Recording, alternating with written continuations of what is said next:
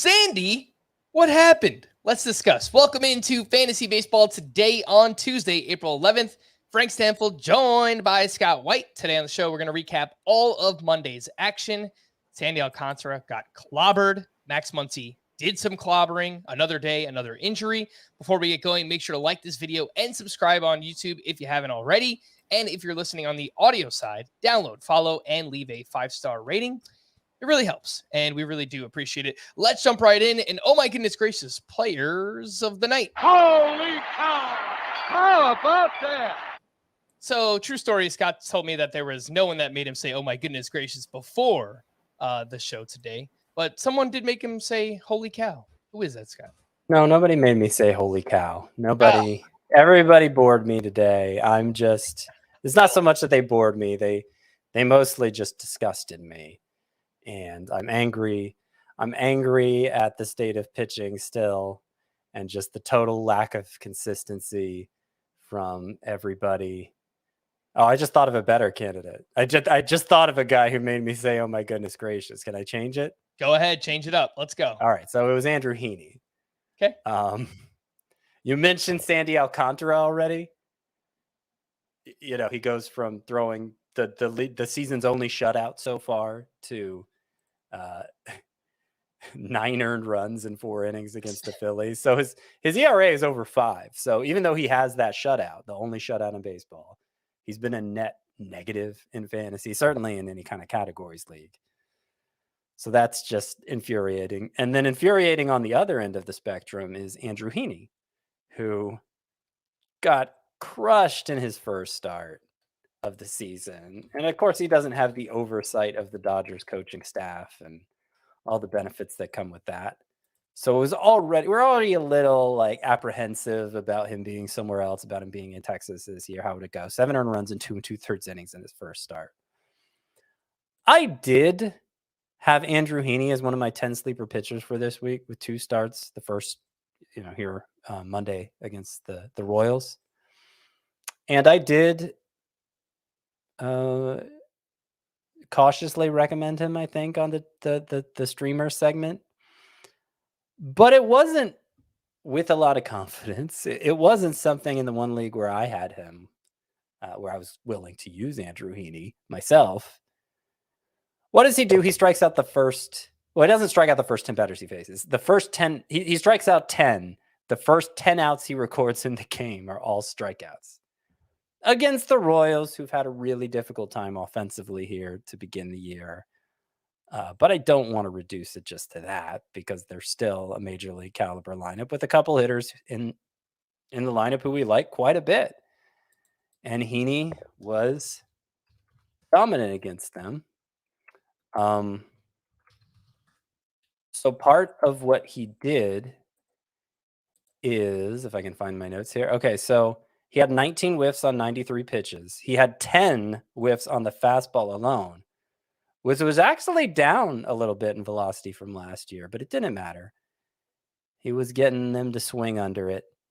The slider velo, which was down in his first start, was back up. And of course, the slider was the pitch that made him last year with the Dodgers. So that was nice to see. It was back. The velocity was back to where it was last year. And yeah, he was just really effective. Does that mean I'm all the way back in on Andrew Heaney? Well, Sandy Alcantara just showed us the pendulum can swing back the other way just as aggressively. And Heaney's next start is against the Astros. It's again against a team that we think of as being good offensively. Let me confirm. It is against the Astros. Yep, it's at the Astros this weekend. At the Astros. So, if you're doing the daily lineup thing, I think I'd still be pretty hesitant to use him. But if he got discarded in your league after that terrible first start, understandable though it was, I mean, he probably deserves picking up again.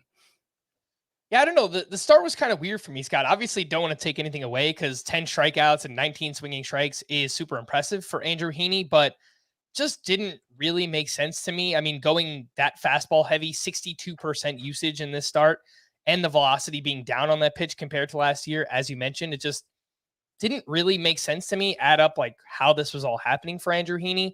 But as you mentioned, I think if you play in a weekly lineup league, he's already locked into your lineup. So obviously you got this great first start. We'll see what he does against the Astros. But regardless of what he does, I think that he's a hold because early projections for next week have Andrew Heaney going up against the Oakland A's. So we're pretty much streaming any decent to good pitcher against the Oakland A's. So I want to hold Andrew Heaney and see what he does against the Astros and obviously start him next week. He is 67% rostered as of now, Scott, and just comparing him to some of the most added pitchers in case someone wants to go out and add him. Bryce Elder, Anthony DeSclafani, Kenta Maeda were the three most added starting pitchers this weekend. Would you take Heaney over any of those? I would take Heaney over. You said Maeda, DeSclafani, and the third was Bryce Elder. I think I'd take Heaney over all of them after the way Maeda's second start went. Not that it was terrible, but of course Heaney was the most highly regarded of the three coming in. And now he at least has one start that suggests he still deserves to be. So it's close. It's close between him and Maeda, I would say. But I would think Heaney's the most valuable of the three right now. Interesting, because maybe I'm just an Andrew Heaney hater, but I was going to say I wouldn't take him over any of those starting pitchers right now. But I was just a little bit lower coming in on Heaney. But yeah, I mean, he was the one you ranked the highest of the four coming in, right? Oh, definitely. I might have been close with Maeda because I did like him.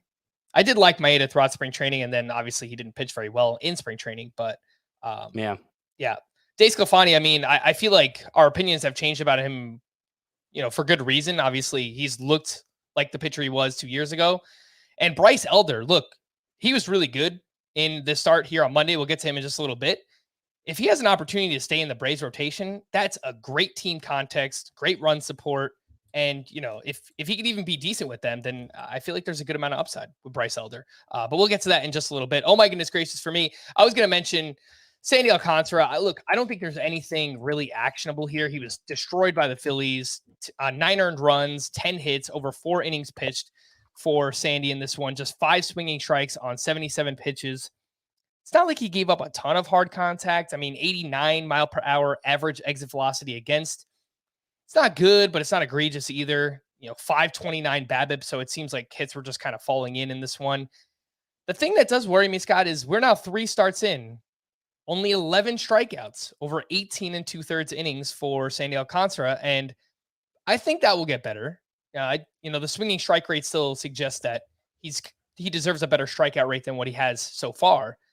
But that's part of why I was worried about him. Of the aces coming into the season, where I was kind of fading him in that second round range, is because, with the new rules, and he is an ace that pitches more to contact than these other guys we're taking in the second and third round. And look, it's already kind of, rearing its ugly head with not getting the strikeouts. So I don't think there's anything that you could do with this, but the strikeout rate is a tad worrisome.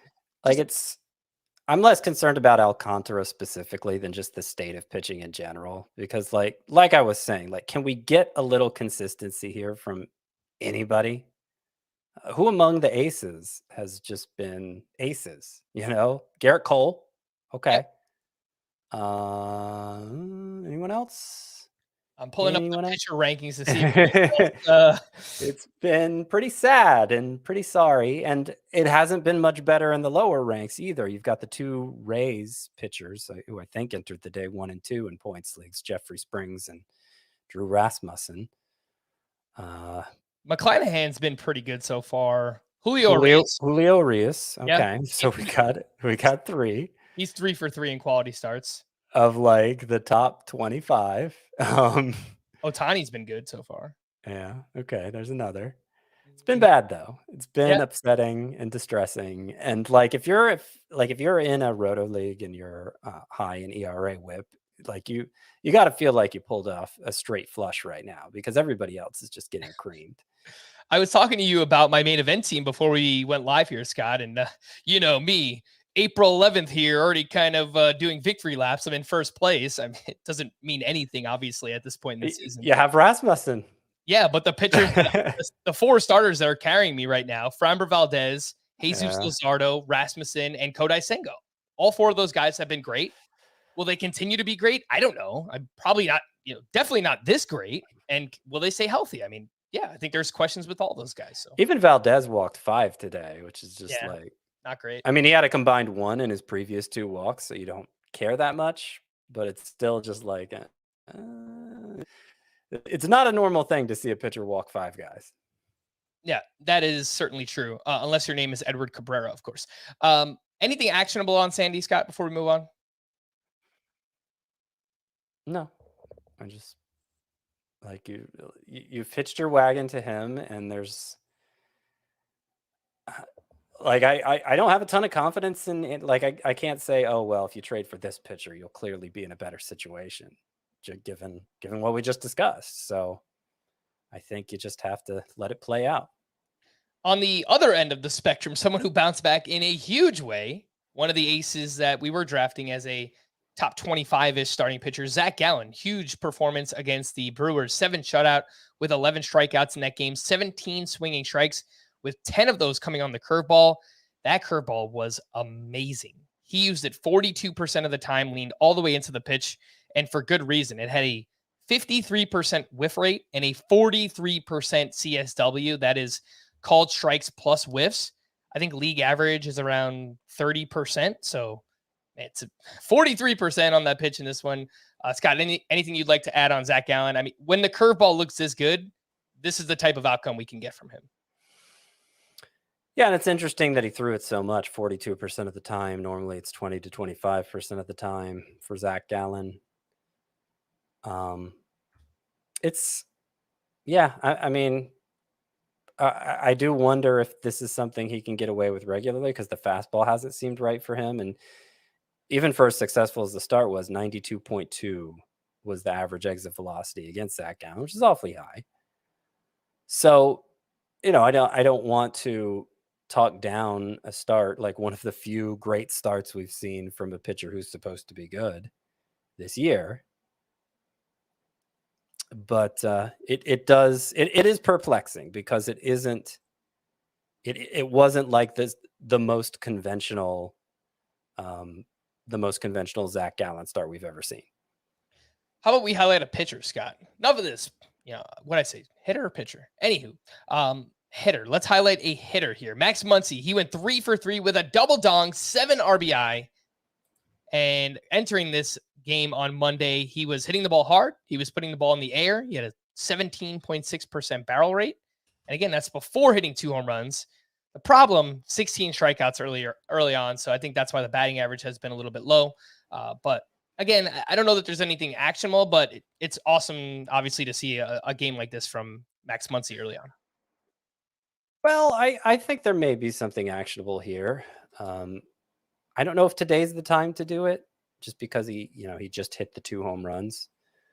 But even coming into this game, Max Muncy's average exit velocity was 92.5 miles per hour, and it was 92.3 over the final 2 months last year, when it seemed like he got his season turned around. And he did make some adjustments even beyond that to shorten his stroke. He felt like he was kind of having to cheat with his swing. Not cheat like in a Houston Astros sort of way, but cheat in like the way baseball players normally mean it when they say it. Commit earlier to something than you normally would. And his average exit velocity this season has been fine. It's been what it was during the final 2 months when Muncy was so good, when Muncy looked like typical Muncy again. And that was after a spring when he hit 3 home runs, he hit 4 doubles. He looked very much like the Max Muncy we remember prior to that gruesome elbow injury in 2021. And so, he entered this game batting 121 on the year. Even with the big performance, he's still batting under 200 for the year. I think Max Muncy's going to be great. I think he's going to hit 250, 260 with 30 plus homers and a very good lineup, with eligibility at third base and second base. So again, maybe not right this very moment when he just had the big game, but if he goes 0 for 4 tomorrow, if he gets that batting average back down around 150, I think he's a good buy low target. I have a lot of confidence in Max Muncy this year. All right, let's move over to another pitcher's duel, Scott, out in Atlanta. At least one of your favorites, maybe two of your favorites early on. Graham Ashcraft, now 2 for 2 in quality starts.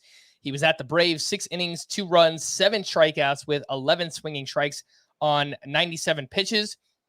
And if you look a little bit deeper, I don't know that he even had his best stuff either, because just a 23% CSW overall, nearly 92 mile per hour average exit velocity against. That's not great for Ashcraft, but the slider velocity remains up. It was up 4 miles per hour compared to last year. And yeah, just another start where Graham Ashcraft looked pretty good. And then on the other side, Scott, Bryce Elder, a strong outing, 6 1/3 shutout, 7 strikeouts to 1 walk, 14 swinging strikes on 103 pitches, 7 on the slider. And so far through 2 starts, Elder is emphasizing that slider. It's been his most used pitch in each of his first 2 starts. And I think that could be a recipe for success for Bryce Elder. So he's up to 72% rostered, still might be out there in some shallower leagues. Any thoughts here from Ashcraft and Elder on Monday night? Yeah, I think Elder made it clear that he deserves to be the 5th starter over Dylan Dodd, who I presume is going to be sent down when Kyle Wright is activated tomorrow. And Jared Schuster has already been sit down. And frankly, he probably should have entered in as the favorite. Looking back, there was a lot of hype for Mike Soroka coming back from the long layoff to injury. Ian Anderson, okay, could he regain his form? Obviously, we've been excited about what he could do in the past. But Bryce Elder down the stretch last year's final 5 starts for the big club at a 1.65 ERA, 0.92 WHIP, and a little more than a strikeout per inning. I don't think of him as much of a bat misser, but he had the 14 swinging strikes in this one, 7 strikeouts in 6 1/3 innings. It was against a Reds lineup that's pretty suspect away from Cincinnati, I would say. And his next matchup is against the Royals in Kansas City, I believe. So that's very favorable, even more favorable than this matchup. I still have questions about Elder's upside. Is he going to be more like a high-end streamer type because he pitches for a good team?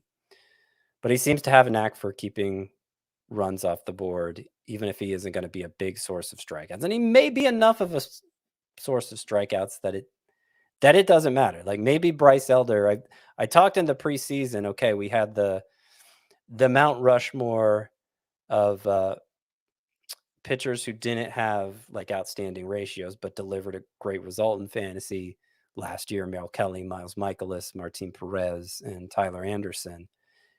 And that, okay, even if it's not those guys who do it again, it's going to be somebody coming off the waiver wire who does that. And maybe Bryce Elder could be this year's version of that if he sticks in the Braves rotation. But does he have huge upside? I'm still skeptical of that. Would you rather have Elder or Chris Bubich, who you were talking up yesterday? Bubich, I like the upside more. Okay. Anything you'd like to add on Ashcraft?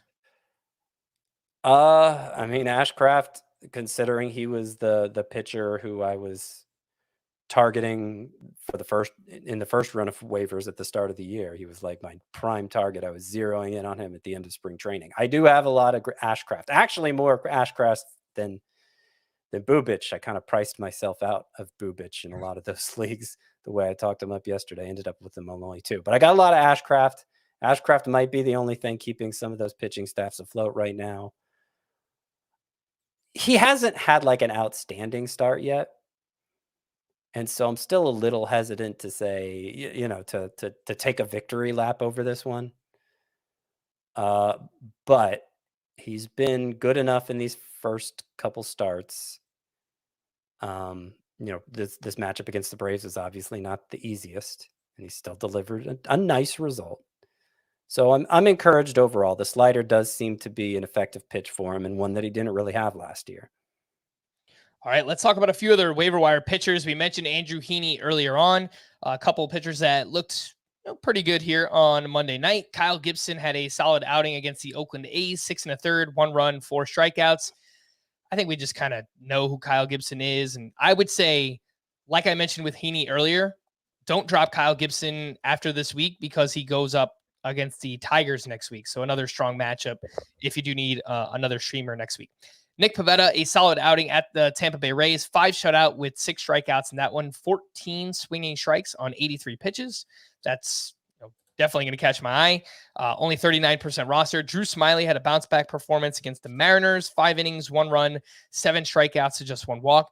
And Matt Strahm put together another solid start up against the Marlins, 5 shutout with 6 strikeouts in that game. The issue for him is that he has not thrown more than 61 pitches in each of his first 2 starts. But if you play in a deeper points league, Matt Strahm is relief pitcher eligible, so he's a Spark, and he's only 10% rostered.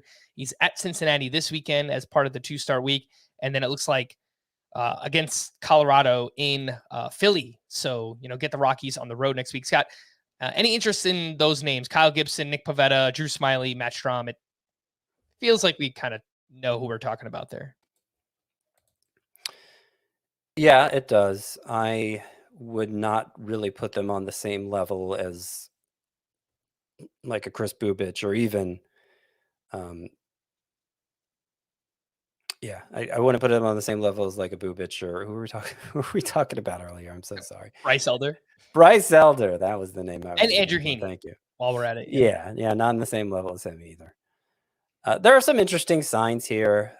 Like we've known for a few years, Smiley has a good curveball, and when he's able to feature it prominently, it's usually a good result. He threw it 47% of the time in this one.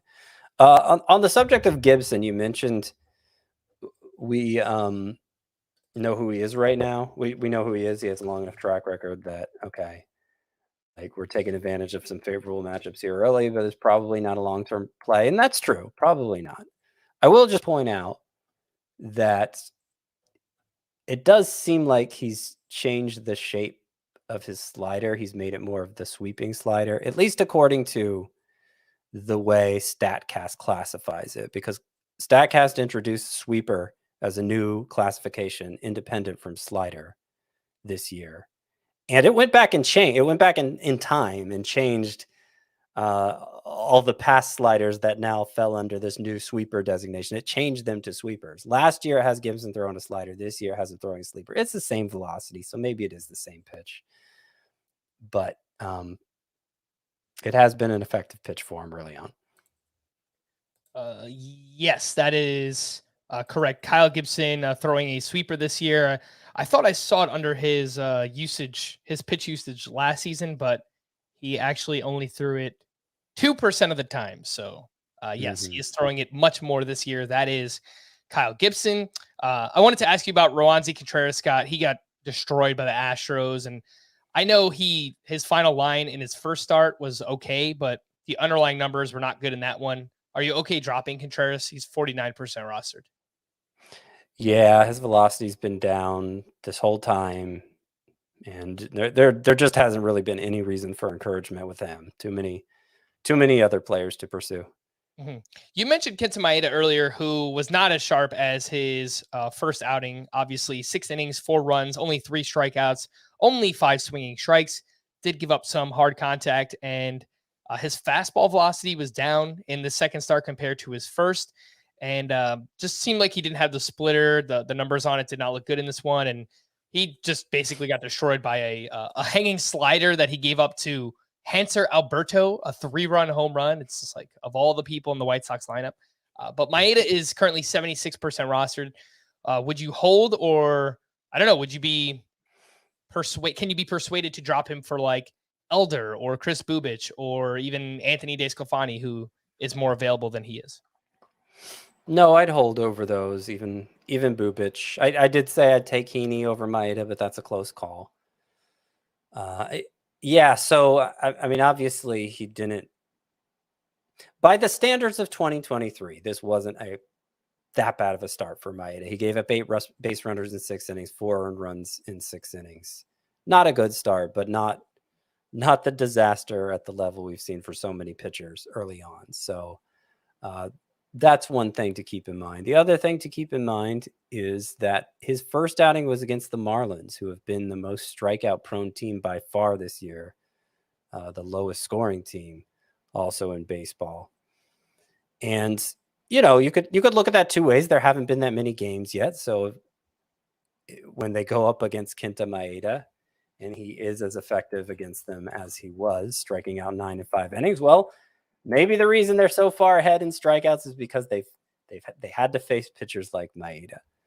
But then, he goes from having 17 whiffs on 79 pitches in that start to having in this start just the 5 whiffs on 83 pitches. So how much of that was just he faced the Marlins offense the first time? Probably some. But as you said, it seemed like, he didn't throw a slider nearly as much in this start. He didn't seem to have the same bite on his splitter. His pitches just didn't seem to be as effective either. So I think it's a combination of that first matchup against the Marlins was really easy, and his stuff just wasn't as sharp this time. So let's see more from Kenta Maeda. Not ready to pull the plug yet. All right, let's take our first break here. And when we get back, we'll talk about Adam Duvall and his injury on Fantasy Baseball Today. Now streaming on Paramount Plus. We should go to the Super Bowl. I'm in. Inspired by a true story. I'm taking this one. He's cute. One trip. Come on, ladies. Can change your life. I'm at a party with a bunch of kids. I'm 36. I'm a man. You're working on it. Lily Tomlin, Jane Fonda, Rita Moreno, and Sally Field. This has been the best weekend of my whole life. Why is champagne such a violent beverage? 80 for Brady. Rated PG-13. Now streaming on Paramount Plus. CBS Sports Golazzo Network, the first of its kind, free 24/7 channel dedicated exclusively to global soccer coverage, is now streaming on the CBS Sports app, Pluto TV, and Paramount Plus.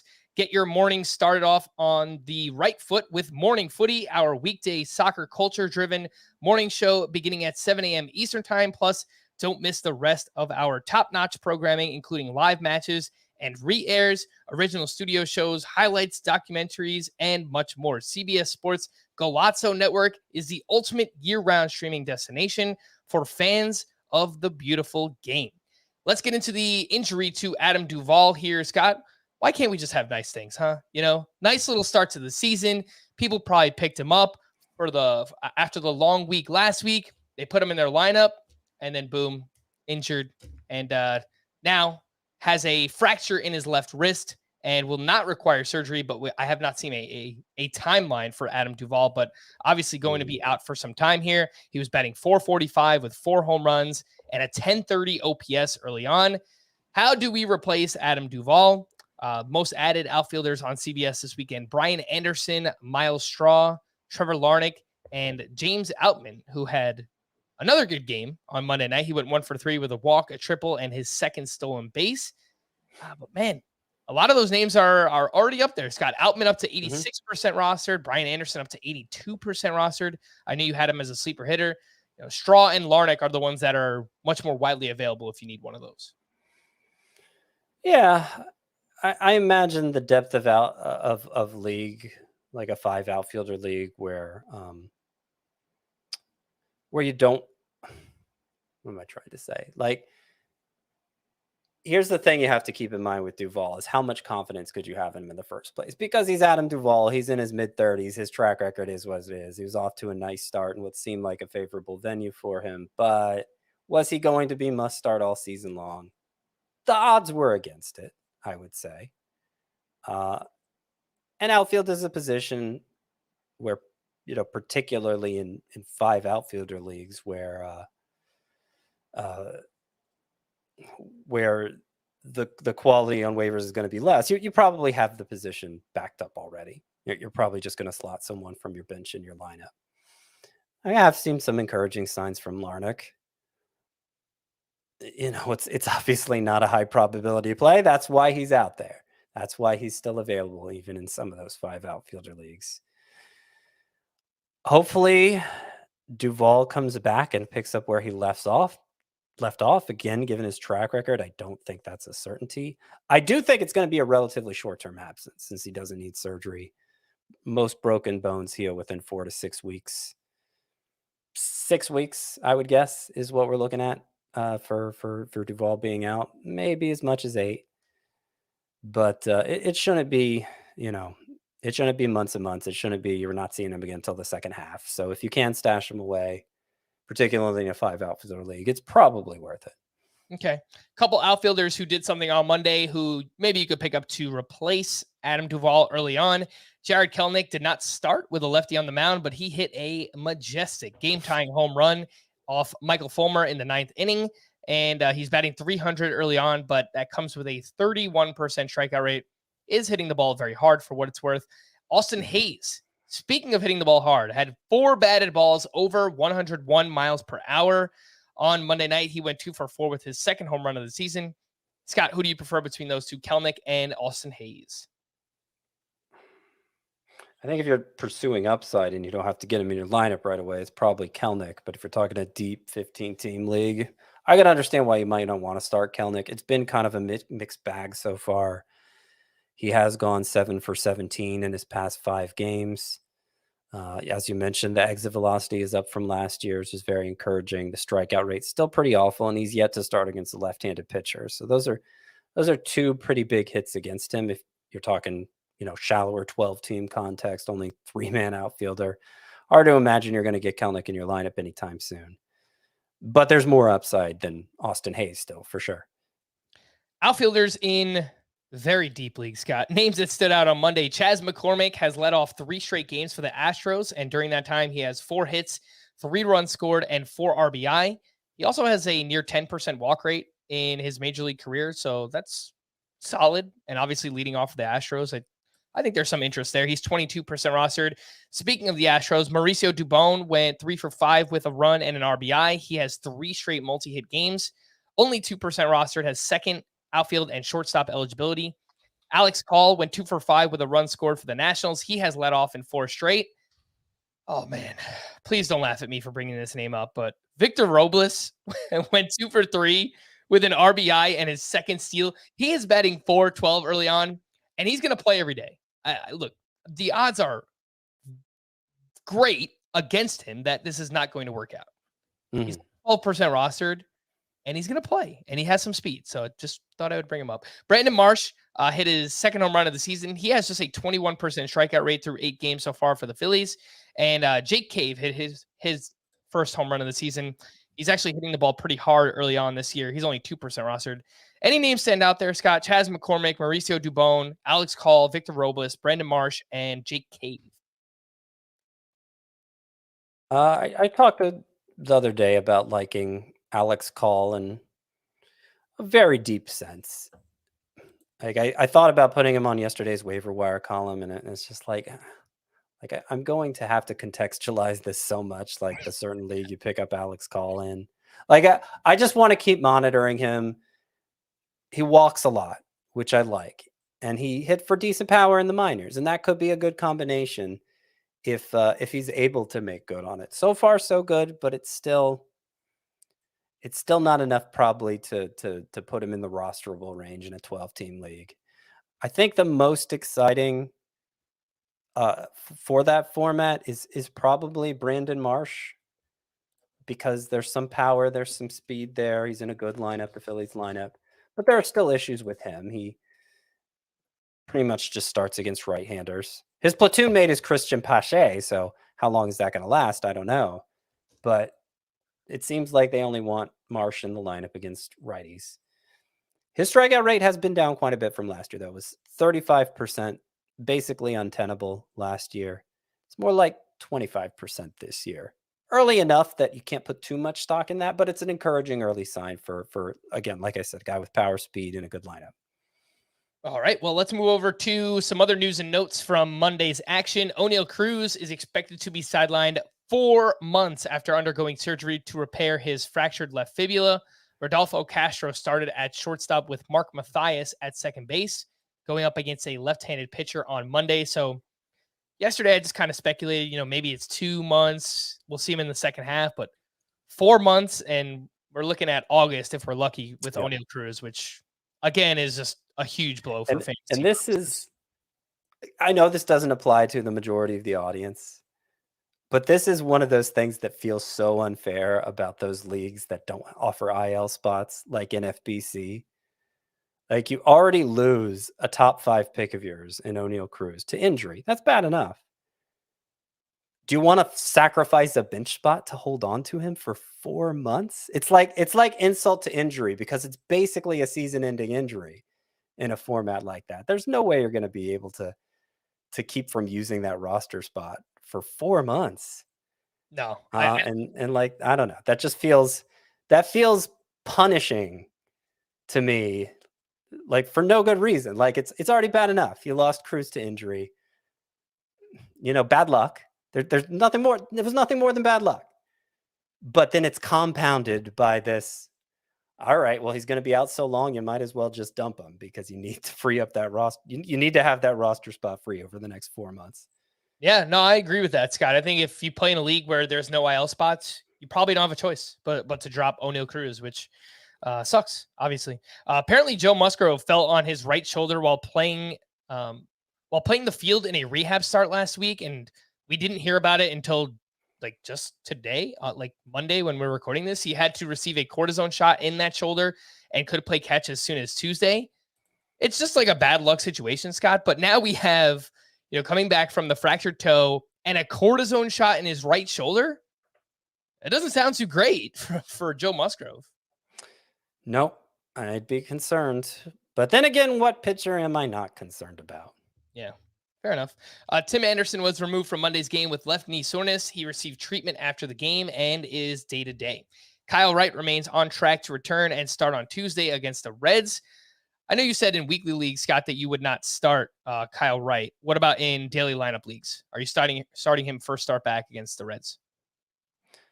No, I think a better safe than sorry approach is warranted here, considering, the few times we've seen him pitch in spring and minor league context this year, he hasn't looked good yet.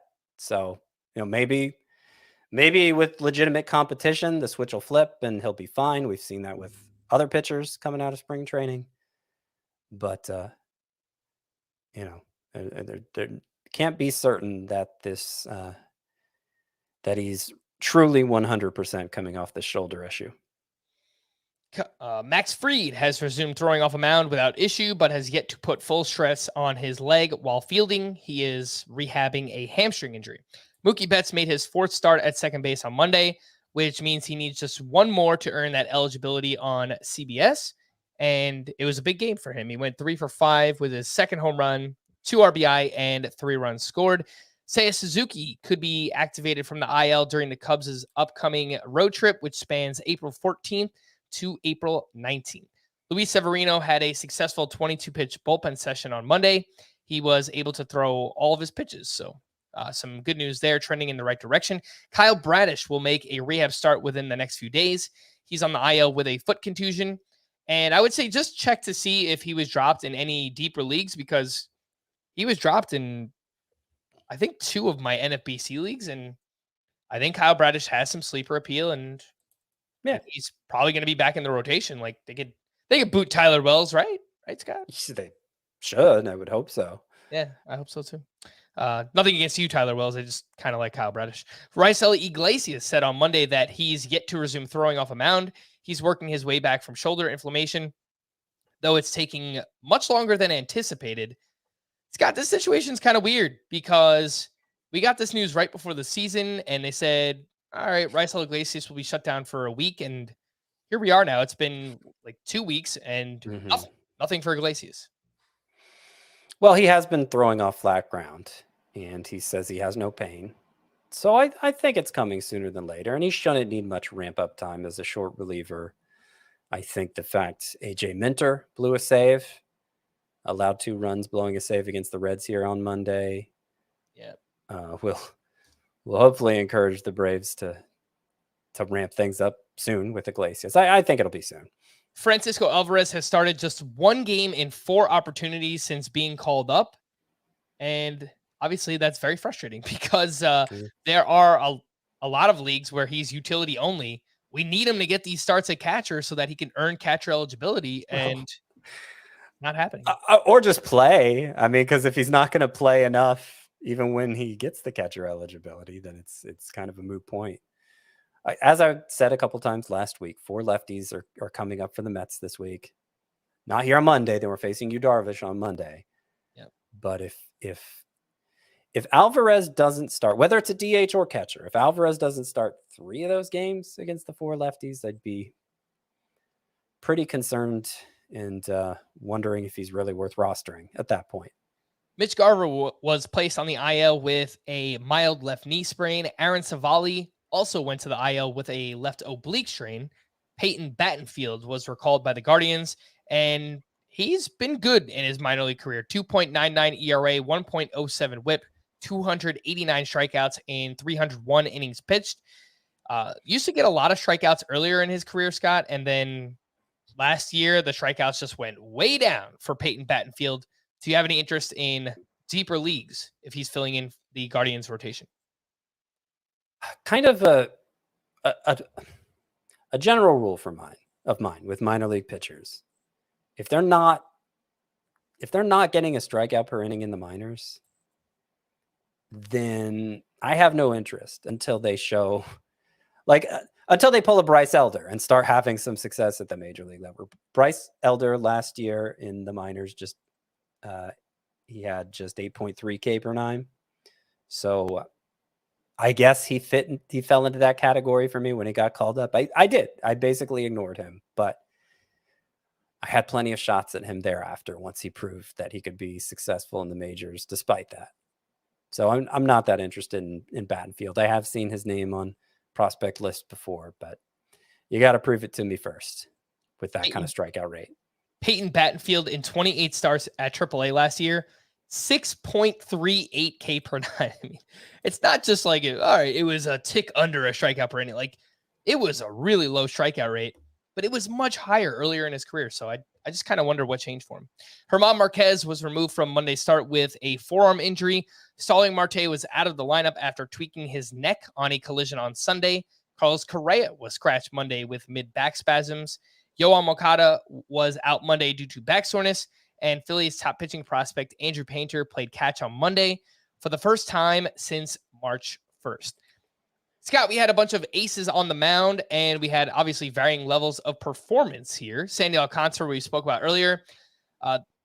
Next up, he obviously was not as bad as Sandy, but he was still kind of bad. Yu Darvish knocked around by the Mets, 6 1/3, 5 runs allowed, 5 strikeouts. He had 11 swinging strikes. Not like he gave up a lot of hard contact, but his velocity has been down quite a bit in his first 2 starts so far. It was a little bit colder in this game in Citi Field. It was like in the 50s, so maybe an excuse, but I don't know. Don't love it. So the fastball has been down 1.5 miles per hour. The cutter has been down more like 4 to 5 miles per hour, but I think that's just a classification issue because it's the same velocity as what a slider was last year, and Statcast has him throwing his slider much less this year. So I wouldn't worry so much about that with Darvish. And I think we've seen velocity fluctuate 1 to 2 miles per hour for many pitchers here, especially the second time through. So I don't think that's the concern for me with Darvish. The concern is more just, it's a concern that's shared by basically the entire pitcher pool for me, as I've been harping on all day, is just, does everybody fit into this pitching environment? Is there room for as many standouts in this pitching environment as I thought going in? And is it going to be the same pitchers that we have historically thought of as standouts? Darvish in particular, in recent years especially, it's been a lot of really high points and really low points. Last year was kind of middle of the road. His strikeout rate was, barely 1 per inning, which is unusual for him. So I already had kind of like an uneasiness with Darvish, and the fact that he hasn't had a good start in 2 chances yet only contributes to that. I'm not saying you need to go sell him for nickels on the dollar or anything. I'm just going to reiterate that I don't have a good read on the entire state of pitching right now. And Darvish fits firmly into that. He's just, I don't know. I don't have a good feel for where his season's going to go. More likely, just by his track record, it's going to be good. It's more likely to be good than not. Mm-hmm. But I can't say that with a ton of confidence today. Aces that were just meh on Monday. Dylan Cease, 5 innings, 3 runs. One of those was earned, 6 strikeouts, 2 hit by pitches, and 2 walks. So he's a little bit wild in this game and has been limited to just 5 innings in back-to-back starts following his great opening day performance. So, it's been a combination of walks and inefficiency in these last 2 outings for Dylan Cease. Logan Webb has allowed exactly 4 earned runs in all 3 of his starts this year. 6 innings, 4 earned runs, 6 strikeouts in that game. And he allowed a lot of hard contact. Scott, any thoughts on these two, Cease and Logan Webb? Not really. I mean, I think we're still at kind of a standstill with Cease because he walked nobody in that first start. And I pointed out I don't think there was a single start last year where he walked nobody. He's been walking a share of hitters since then. So I don't think he's turned a corner or anything with the control. Is he a great ace caliber pitcher even with shaky control? Seems pretty likely. But I don't see him taking like a big step forward this year or anything. Webb, he went from throwing his changeup 35% of the time in his first start. Remember where he got 12 strikeouts to now he just threw it 15% of the time in this one. And so I think for all the excitement, kind of the same thing I said with Cease, for all the excitement over Logan Webb in that first start when he struck out 12, he looks more like typical. He's looked more like typical Logan Webb since then. Mm-hmm. I think you could create a buying opportunity here for Logan Webb. 22 strikeouts to 3 walks. Obviously, a lot of those strikeouts came in that first start. His home run to fly ball ratio is 30.8% so far. It's 11% for his career. And his BABIP is 366 through 3 starts. That's 311 for his career. So it just seems like he's been a little bit unlucky so far. But, if you just kind of trust that he's more like the Logan Webb of last year, I don't know. Maybe. Then again, he is kind of a ground ball pitcher, right? I mean, I'm not saying he's going to have a 360 BABIP all year, but no, he'll get better. But the question is, how much better is he going to get? Right. I'm not really sold on. Aces that were actually good here on Monday. Luis Castillo had a solid outing at the Cubs, 6 innings, 2 runs, 5 strikeouts in that one. Shane Bieber, 7 innings, 2 runs, 4 strikeouts against the Yankees. Framber Valdez, he was wild, 5 walks, but still turned in a solid start. 7 innings, 2 runs, 5 strikeouts for him at the Pirates. And Max Scherzer, only 5 innings. We're not used to seeing that from him, but they were shut out. He only allowed 1 hit, 6 strikeouts to 3 walks. The control has been off for Scherzer so far. 7 walks over 16 and a third innings. That's a 3.86 walk per 9. Just not really what we're used to seeing from him. Any thoughts here, Scott? Scherzer, Valdez, Bieber, and Castillo. By the way, it was 1 start last year for Dylan Cease with no walks, not 0. So he has 1 both last year and this year. Anyway, yeah, not a lot of takeaways from this group. We talked about for every start for Luis Castillo, his velocity's been a little down, but that's typical for him this time of year. Certainly the results have been there. Bieber continues to evolve in ways that, I was saying, like, how many aces have actually lived up to our expectations so far? I guess Bieber would be one. Kind of a unlikely choice. Like, you figure he, with his velocity falling and having some hard contact issues, you feel like he would be one who would have a bad start onto his name so far, but it hasn't happened yet. Scherzer seems fine. No concerns there.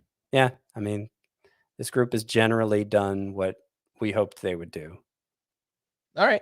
And then just one name who was very good. It's Julio Urias. He makes it 3 for 3 in quality starts. He was at the Giants, 6 innings, 1 run, 8 strikeouts with 15 swinging strikes on 96 pitches. His slurve was up 2.1 miles per hour from his first 2 starts, which basically gets it to about where he was last year. So velocity was a little bit down early on, but looked amazing in this start. Anything on Julio Urias? One of the few good pitchers so far. Exactly. I know there's not much more to say than that. Good for you, Julio. Good for you too, because some may have been voicing concern coming into the season about the Dodgers defense now that the shifts were going away, and they'd always rated it such a good team defensively. And we wondered if maybe some of the xERA standouts they've had in recent years would suffer because of that. Julio Urias chief among them, and that hasn't happened. So good for him. All right, let's take our final break here. And when we get back, we'll get into some waiver wire, some bullpen, all that fun stuff on Fantasy Baseball Today. Meanwhile, on Paramount Mountain. Okay, we have the northern face, the southern face, and the Sylvester Stallone face. Of course. Hey, how you doing? How you doing? Is that Dad? Yeah. No, don't sneeze. Dear God, no. Hold it. hold it. Don't do it. Don't. Ha! Gesundheit. Thank you. You're welcome. Welcome back. Let's talk about a few waiver wire hitters and two corner infielders. I feel like we've mentioned Garrett Cooper a lot because he's been really good. He's raking early on. He went 3 for 4 with a walk and an RBI. He's batting .368, 24% rostered. Elehuris Montero keeps on hitting. He went 2 for 4 with a double, RBI, and 2 runs scored. He is batting .333. But Scott, a little peek under the hood for Montero. 30% strikeout rate, not hitting the ball very hard at all. A sub 200 XBA entering Monday, only 35% rostered. So it's not like someone we're relying on. But obviously, we were a little excited about Montero. Any thoughts on these two, Cooper and Montero? Yeah, I've been unsure what to do about Montero. I mean, I'm running into an issue with basically all my leagues right now. Is there are more players I want to add than I want to drop, and so I gave some thought to dropping Montero in some of those roto leagues, those 360 player rostered leagues, because I do see the under the hood numbers and wonder, okay, is there much here from Montero? But he plays half his games at Coors Field, which is going to smooth over a lot of those issues. And the production has been fine so far. I'm kind of waiting for the other shoe to drop with him so that I can drop him. But I haven't been willing to do that yet. I do prefer him to Garrett Cooper, who I don't think is going to be much of a power source, even though he has 3 home runs so far. Okay. A couple catchers who did something of note here. Yasmani Grandal went 2 for 4 with a double, a run, and an RBI, but much like Montero, the underlying numbers not really supporting what he's done here so far. He's up to 72% rostered. If you play in a 2-catcher league, Mike Zunino went 3 for 3 with a triple-double. That's right. 3 doubles against the Yankees. He went he's only 21% rostered, had 33 home runs 2 years ago. So again, you play in a 2-catcher league, maybe a 12-team league. Mike Zunino could be out there. How about Grandal, Scott? I mean, comparing him to someone like Logan O'Hoppe or even Francisco Alvarez, like those are the 2 most added catchers right now. And, if you play in a 12 or 14 team 1-catcher league, this is probably the back end. So how does Grandal compare to some of the prospects? So I think I'd rather have O'Hoppe. Unlike Alvarez, he is getting very consistent playing time and making good on it for the most part. I don't think he is for sure everything he's been so far. I think, we need to see more from Logan O'Hoppe before we can declare a final verdict, but he's looked good enough that I'd take him over Yasmani Grandal. I'm reluctant to say that for Alvarez at this point because, we got to see him play some. And I do think the upside is considerable, more than O'Hoppe even for Francisco Alvarez. But if he's not playing, it's irrelevant. All right, let's get to some hitting leftovers here. And Alec Boehm hit his 3rd home run, 109.3 exit velocity on that one, 440 feet, absolutely destroyed it. And he's been hitting the ball hard consistently early on, 92.6 mile per hour exit velocity. And it looks like it might be happening. Again, we're only, 12 days into the season, but so far so good for Alec Boehm.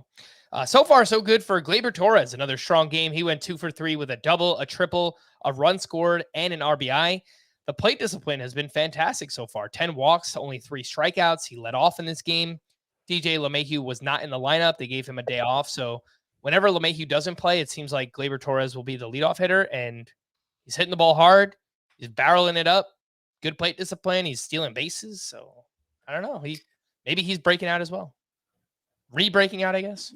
Well, I think it's a little everything everywhere all at once, in the sense that, like, he's not this much better at everything all at the same time. Like his strikeout and walk rates look completely inverted, because normally that's never something Gleyber Torres has excelled at before. And I don't think it'll last. What I do think could last is the stolen bases. What is he on pace for now? Something like 80 or something. I don't know. I can't do the math that quickly. It's a pace that's unsustainable, but just, will Gleyber Torres be a base stealer this year? I think there's a pretty good chance. Obviously, the rules have been changed to encourage a lot more base stealing, and I expected we were going to see some guys who we didn't normally think of base stealers becoming base stealers. Gleyber Torres seems like somebody who is motivated to take advantage of that and doing a good job of taking advantage of it. And that's, you look at his track record, he had 10 steals last year, 14 steals the year before. So he was more of a base stealer already than I think he got credit for. And now, if he's like a 25 steal guy this year, I don't think that would be the biggest surprise. To go at 25 homers, that would make him a pretty good standout in fantasy, regardless of what the strikeout to walk rate is. For sure. That is Gleyber Torres. Somebody who was supposed to steal bases, Anthony Volpe, 0 for 3 with another strikeout. He's down to a 129 batting average. The old adage, Scott, you can't steal first base. 12 strikeouts so far, 33% strikeout rate. And something that a listener pointed out to us before the season is that Volpe hit a lot of fly balls and infield fly balls in the minors last year. And so far that's been the case in the majors as well. So he's got to keep cut down the strikeout rate. It's still early, obviously. So that is his profile. That's why he's probably going to be more like a 260 hitter than a 300 hitter when he's in his prime. I think the time to give up on Anthony Volpe in fantasy is when the Yankees give up on Anthony Volpe. I think because they have to keep his development in mind. If they're really worried about the way things are going, they're going to pull the plug before I decide to in fantasy. They're going to pull the plug and send him down, call up Oswald Peraza, or turn the job back over to Isaiah Kiner-Falefa. Oh, gosh. If it comes to that. You don't like that idea, do you? No, please. Oh, gosh. But like if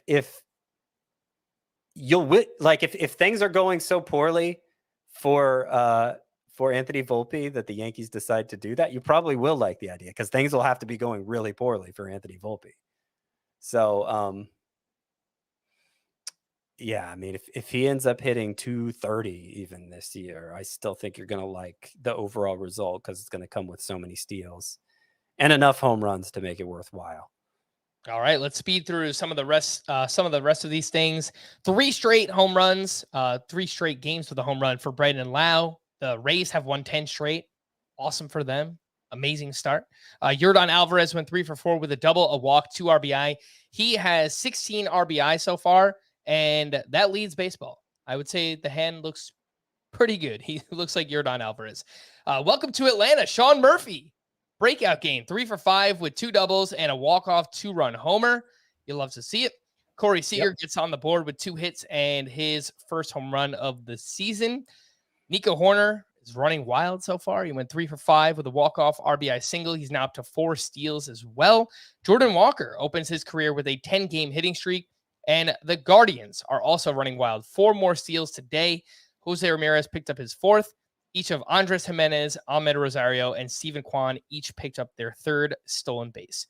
Let's get into the bullpen. And for the White Sox, Ronaldo Lopez recorded the final 4 outs, 3 of those via strikeout for his 2nd save. He's 27% rostered, widely available if you need saves in the meantime while we await Liam Hendricks' return. For the D-backs, a 3-run lead. Scott McGough pitched in the 8th inning, not the 9th. It was Andrew Chafin who got the final inning of work here. He struck out the side for his 2nd save. Only 23% rostered, Scott. Yeah, I would say that's going up after tonight. Yeah. If you need saves and you can only choose one, would you rather have Chafin or Ronaldo Lopez?